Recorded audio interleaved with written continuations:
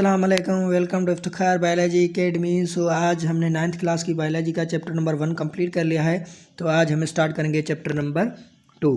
तो chapter number 2 का आज हम इंट्रोडक्शन करेंगे, जिसका नाम है सॉल्विंग अ बायोलॉजिकल प्रॉब्लम्स। ठीक है, तो उसमें हम मेजर कॉन्सेप्ट देखेंगे। तो इसमें मेजर कॉन्सेप्ट कौन कौन से हैं, तो मेजर कॉन्सेप्ट में हम पढ़ेंगे, इसमें बायोलॉजिकल मेथड्स पढ़ेंगे कि कोई भी बायोलॉजिकल प्रॉब्लम है हम उसको कैसे जो ये सॉल्व करेंगे।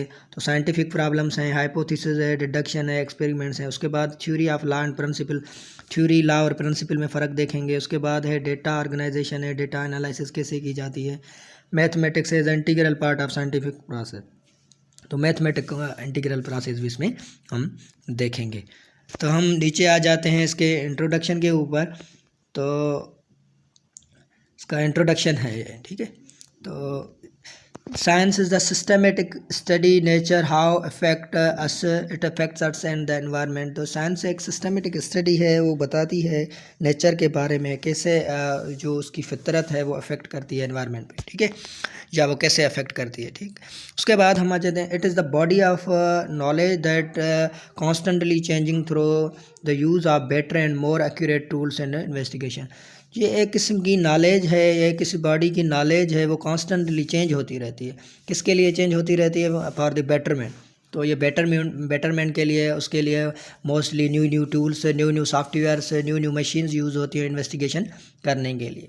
At the core of biology the other sciences lies a problem solving approach called the scientific method. तो बायोलॉजी की जो कोर है वो, और अदर साइंसेस की जो बायोलॉजिकल प्रॉब्लम्स हैं उनको सॉल्व किया जाता है, जिनको कहा जाता है, किसके थ्रू सॉल्व किया जाता है?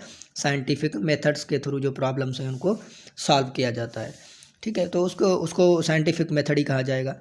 तो उसके बाद scientific method is series scientific steps followed by the scientific investigators answer the specific question to the, जैसे क्वेश्चन होते हैं, साइंटिफिक प्रॉब्लम्स होते हैं, तो जो साइंटिफिक इन्वेस्टिगेटर हैं तो उनकी एक सीरीज़ होती है, उस सीरीज़ को प्रूव करके फिर वो उनके आंसर्स देते हैं इस दुनिया में। ठीक है, तो बायोलॉजिकल मेथड्स कैसे होता है, कैसे काम करते हैं बायोलॉजिकल मेथड पे, वो हम आगे जाके इस चैप्टर में पढ़ेंगे। ठीक है, तो उसके बाद हम आ जाते हैं बायोलॉजिकल मेथड पे। तो है क्या बायोलॉजिकल मेथड?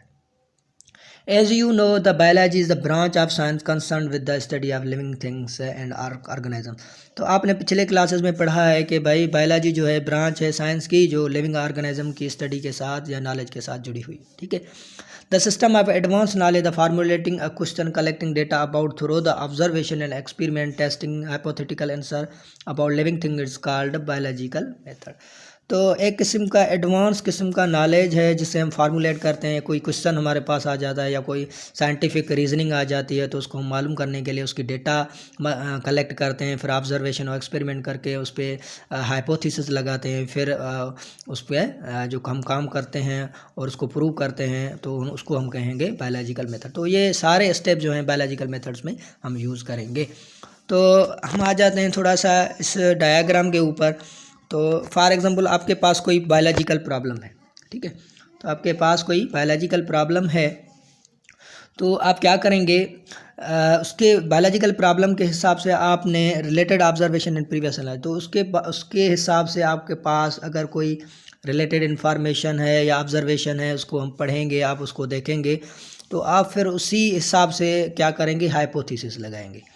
तो हाइपोथेसिस मीन्स के कोई गैस लगाएंगे। हाइपोथेसिस है कोई एक्यूरेट गैस हो, ठीक है, तो आपने गैस लगाया, हाइपोथेसिस लगाया, तो हाइपोथेसिस के बाद आप क्या करेंगे? उसको थोड़ा हाइपोथेसिस को क्या करेंगे? एक्सप्लेन करेंगे।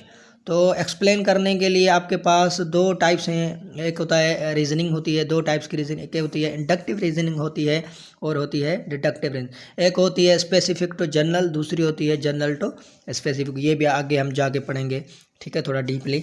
तो उसके बाद आपने हाइपोथेसिस लगा लिया और हाइपोथेसिस पे स्टडी कर ली, एक्सप्लेन कर लिया, तो फिर आप क्या करेंगे? उस पर एक्सपेरिमेंट करना शुरू कर देंगे। किसी बायोलॉजिकल प्रॉब्लम है कोई भी, जैसे हमारे पास कोविड-19 था, ठीक है, वो भी बायोलॉजिकली प्रॉब्लम था, तो जो ह्यूमंस पे अटैक कर रहा था। तो उसके बाद एक्सपेरिमेंट आपने कर लिया, फिर एक्सपेरिमेंट में जो आपकी डेटा आपने कलेक्शन की थी, उस डेटा कलेक्शन करके उसकी डेटा सारी कलेक्ट करेंगे और उस डेटा को क्या करेंगे? एनालाइज करेंगे। ठीक है, तो डेटा कलेक्शन करके और उसको एनालाइज जब करेंगे, तो अगर वो आपका हाइपोथेसिस को सपोर्ट करती है डेटा, या डेटा एनालिसिस आपके हाइपोथेसिस को सपोर्ट करती है, तो हम उसको क्या कहेंगे, थ्योरी कर देंगे भाई। ये एक किस्म की, जैसे आपके पास सेल की थ्योरी है, ठीक है, या आपका वो उस हाइपोथेसिस को सपोर्ट नहीं करती, तो आप फिर से न्यू एक किस्म का हाइपोथेसिस लगाएंगे, आप एक और किस्म का क्या करेंगे, हाइपोथेसिस लगाएंगे, ठीक है। न्यू मीन्स कि यहाँ पे आप देख रहे होंगे, तो ये टेबल न्यू हाइपोथेसिस, अगर दूसरा आप हाइपोथेसिस लगाएंगे फिर उसको इसी तरीके से प्रॉब्लम उसको सॉल्व करेंगे। तो यहाँ पे आप देख रहे हैं कि थ्योरी है, तो भाई ये तो थ्योरी बन गई। अगर लॉ बनना होता तो लॉ, अगर आपको यकीनन आपको जब यकीन आ जाए कि भाई यही इसका काज है, तो आप उसको लॉ और थ्योरी में एक डिफरेंस है कि थ्योरी कभी भी चेंज हो सकती है और लॉ जो है वो कभी चेंज नहीं हो सकता, ठीक है।